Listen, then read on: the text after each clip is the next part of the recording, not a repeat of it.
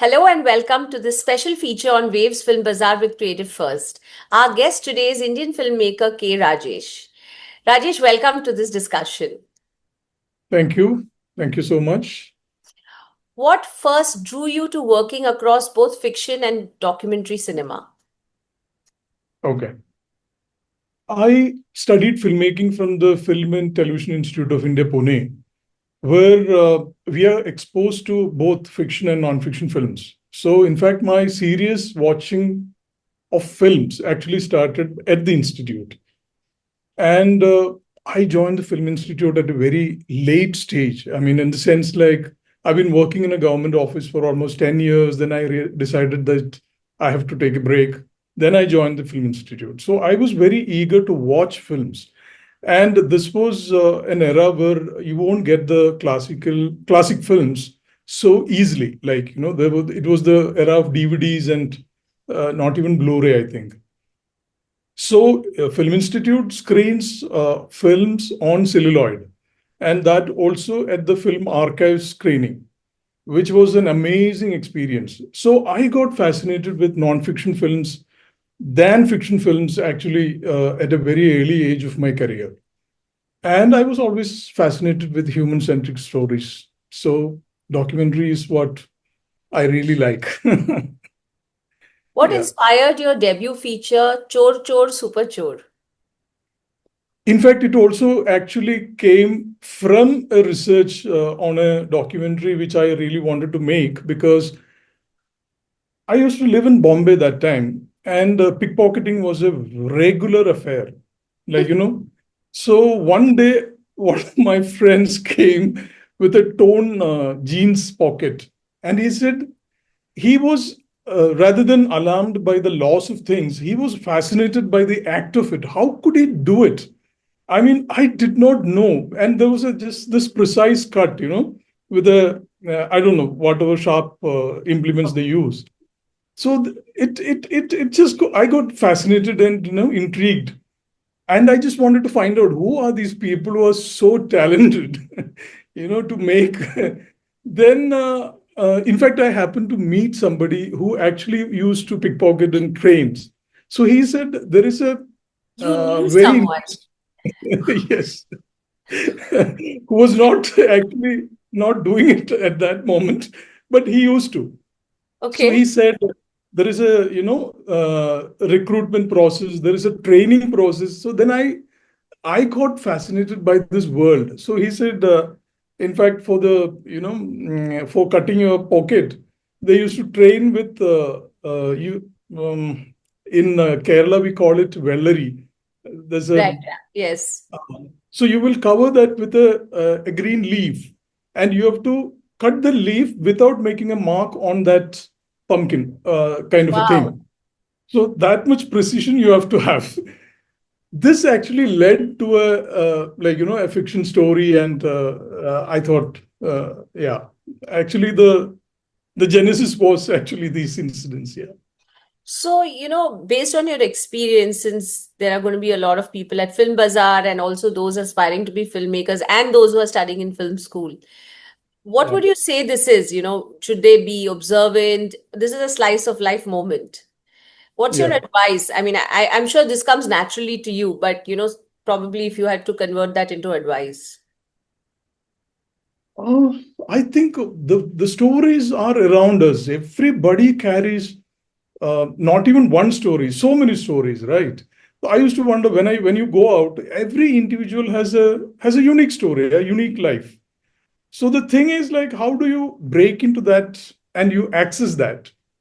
And I think that can happen only by observation and human connect. So, especially in the film schools, you are actually trained, or one should be trained to be empathetic about human beings and like to try to, get that access to their life and their stories. I think that's the source of everything, every story. And, I'm sure in your case, because I'm sure at some point in a film school, you have to decide what you want to specialize, but this should probably be taught in the beginning of the course, right?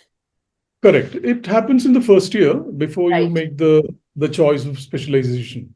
Right, right. Yeah. What led you to make Shahabad Express and how did it differ from your fiction work?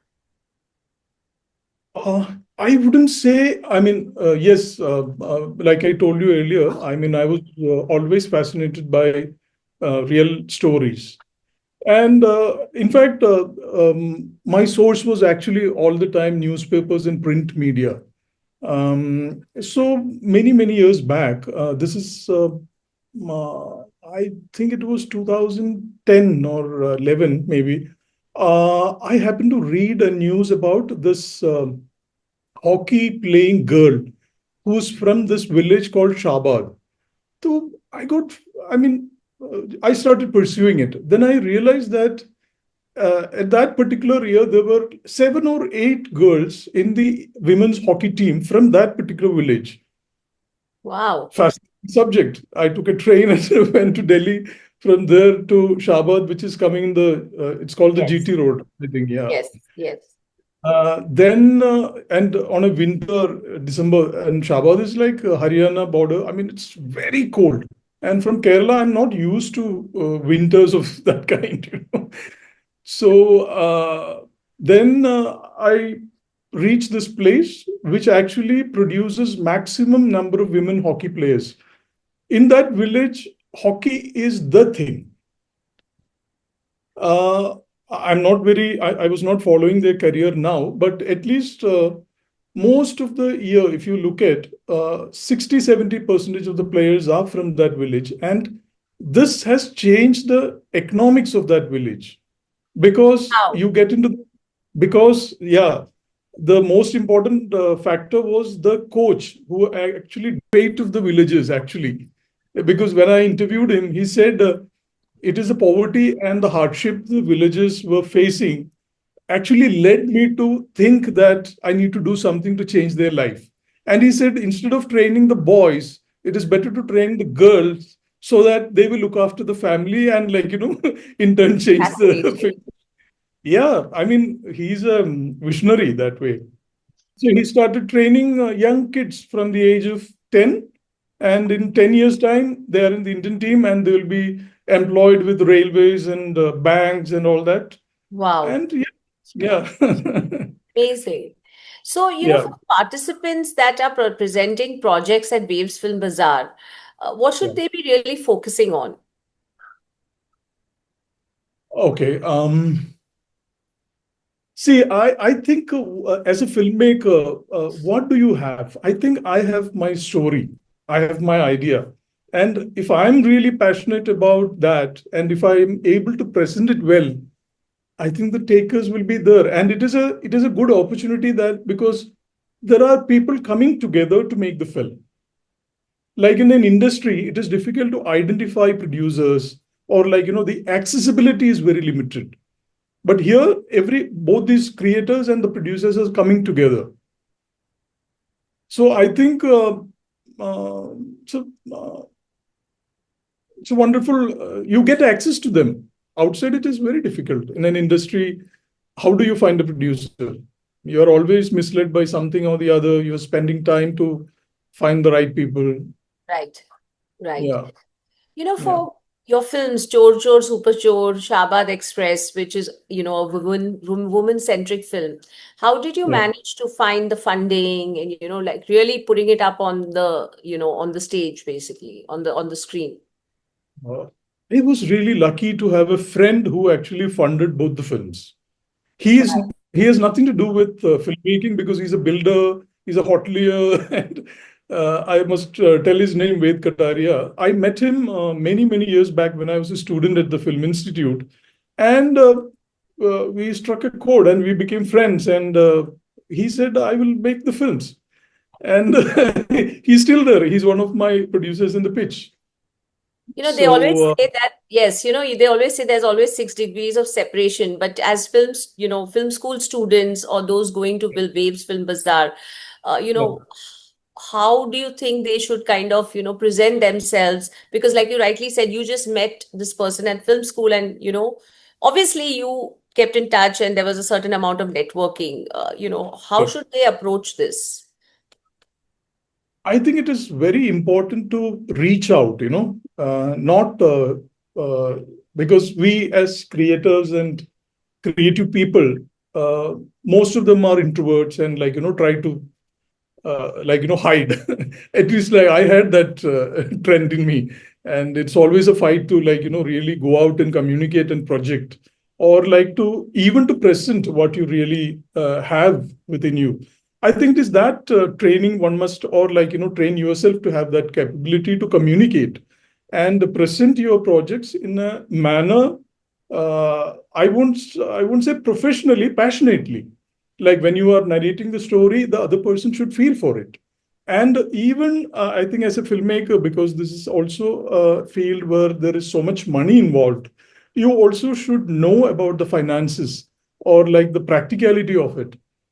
How much money actually required to make this film.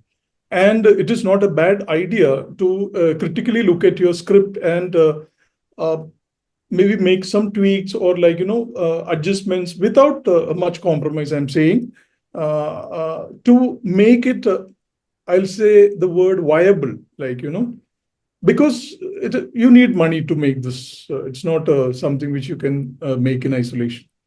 So I think one should be aware of the commercial side of it as well. For example, I'll say I need to know how much it costs to hire a camera or a light or the scope of it. Yeah. How did the Hubert Buzz Award for Vivash shape your writing journey? Okay. I got that with a co-writer, my partner, some years back. Mm.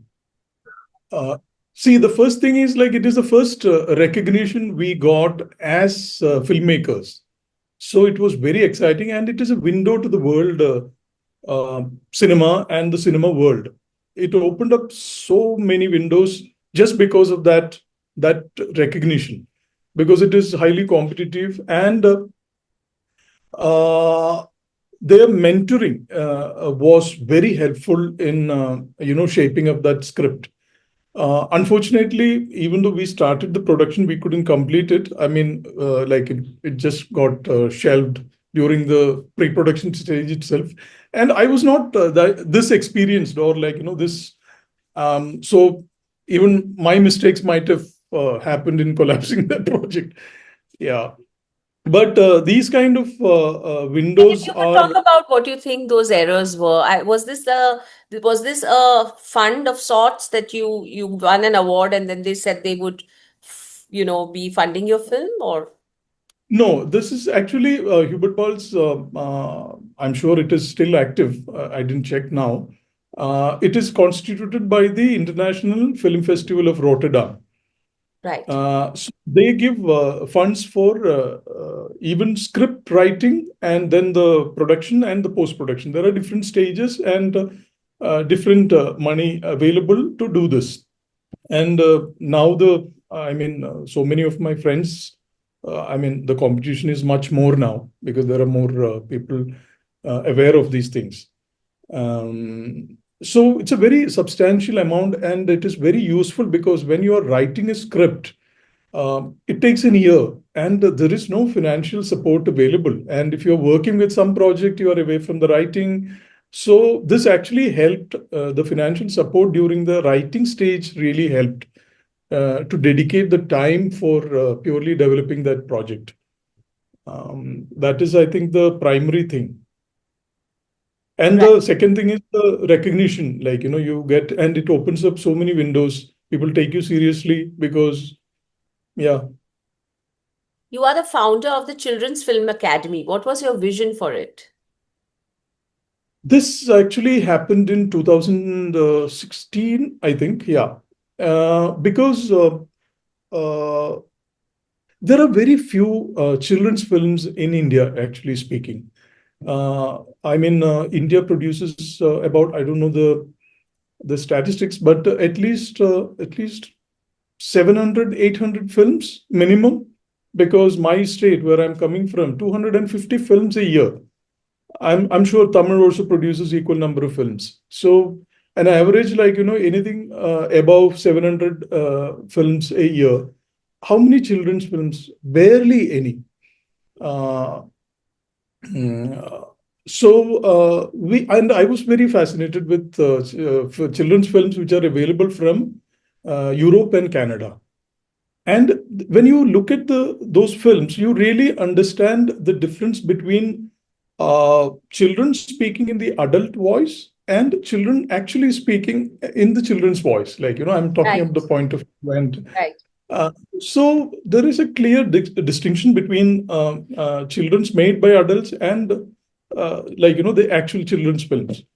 So we thought we would bring in films from abroad or like wherever it is, and introduce those films in schools and I mean, young children, like from the age of say 8 or 9 to 18.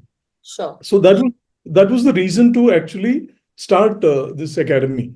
And we used to conduct workshops, and we used to conduct exhibitions, of curated films. We used to get films from Canada. What is that board? Canada Film Board, I think. They used to give us films. And this happened, and slowly we started actually building up a kind of curriculum to introduce this. Then we were looking all over the world if there is a model available. And we contacted British Film Institute. Mark Reid was looking after the education initiatives of BFI. And he was so accessible, one email, and he said, you can have whatever, because they have been practicing this syllabus and curricula for children's films for a very long time.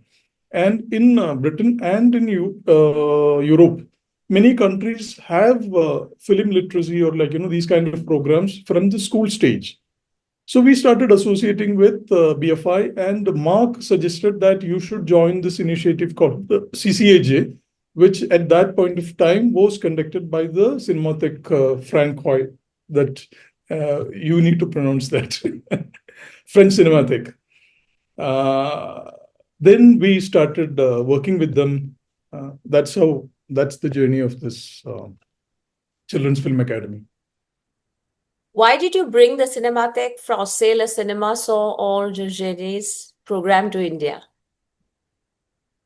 Because I felt it is the most beautiful program that can have for children's film education.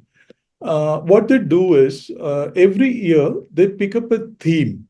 For example, sensation, climate, and they will collect and curate film clips from all over the world, done by masters in their films, how this particular theme is dealt with, and make a collection of that. And this becomes the textbook for that particular theme in that particular year. So there will be a clip from a Japanese film, an Italian film, an Indian film, and a Latin American Colombian film. And the children will be able to understand the different treatment and the aspects and how these filmmakers have brought in that particular theme. So this is actually a method of you watch these clips and practically you execute and see how Like you film can. appreciation. Yeah, and actually a practical way of making it, because then we introduce the basic techniques of lighting and camera and all this in a very not in a very formal way. So they also do these kind of clips, and this is a year-long program, and culminating in a short film collectively they make. What has been your involvement with the Film Bazaar? Okay. See, this particular project, when I have worked in Bombay industry, in the sense like I used to assist people. I was an editor. Then I made my film. Then I went and worked in Kerala for some time. So I realized it is very difficult to raise funds if you don't have a personal contact with somebody for an independent film. And I am looking this particular film I am trying to raise funds is a very artistic, independent film. It is not meant to be a commercially produced film. And in fact, if you look at the budget, it is a very minuscule budget. So these kind of forums, and I was looking at how to approach film funds and producers from abroad, or people who are interested in supporting independent film. So I thought Film Bazaar is a collective of all these people together, and it is the best forum to present my project. So this was actually an ideal forum for a project like mine, which is an independent cinema. And, how was that like? Did you get funding? I do have a portion of the funds ready, and in fact, we have started working on because the script is written down, the project development is done. We are in the process of Reiki and casting, and I'm not looking for a I mean, like what do I say?